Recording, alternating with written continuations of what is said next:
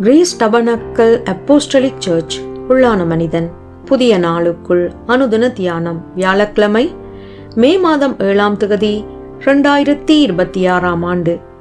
இன்றைய தியான தலைப்பு எச்சரிப்பின் சத்தம். இன்றைய தியான வசனம் சங்கீதம் 32ஆம் அதிகாரம் 8ஆம் வசனம். நான் உனக்கு போதித்து நீ நடக்க வேண்டிய வழியை உனக்கு காட்டுவேன், உன்மேல் என் கண்ணை வைத்து உனக்கு ஆலோசனை சொல்லுவேன். தியானம். பிலிப்பியருக்கு எழுதிய முதல் 2 அதிகாரங்களிலும் வாழ்த்துக்கள், நிறைவுகள், எச்சரிப்புகள், குறைவுகளை குறித்து தேவ ஊழியராகிய பவுல் எழுதியிருக்கின்றார். வாழ்த்துக்கள், நிறைவுகள் மனதிற்கு இனிமையானவைகள். ஆனால் எச்சரிப்புகளையும் குறைவுகளையும் குறித்து பேசும்போது விசுவாசிகள் சோர்ந்து போய் விடுகின்றார்கள். குறிப்பாக எச்சரிப்புகள் மனதிலே பயத்தை உண்டு பண்ணிவிடும். ஆதலால் அப்போஸ்தலராகிய பவுல் மட்டுமல்ல, மற்ற அப்போஸ்தலர்களும் என்னதான் நடந்தாலும் கர்த்தருக்குள் சந்தோஷமாக இருக்க வேண்டும், கவலையிலே மூழ்கி போய்விடக் கூடாது என்று இடையிடையே கூறியிருக்கின்றார்கள்.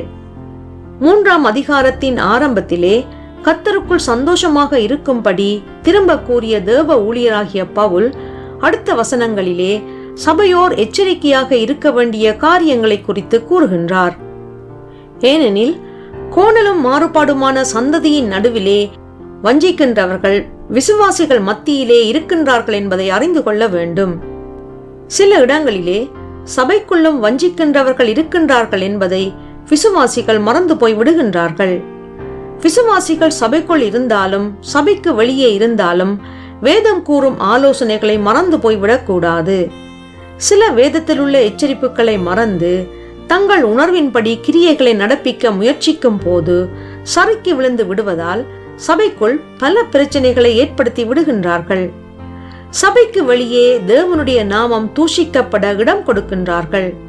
எச்சரிப்புகளை பற்றி கூறும் இடங்களிலே விசுவாசிகள் அன்பை மட்டுமல்ல, அன்போடு பரிசுத்தத்தை குறித்த எண்ணம் உள்ளவர்களாக இருக்க வேண்டும்.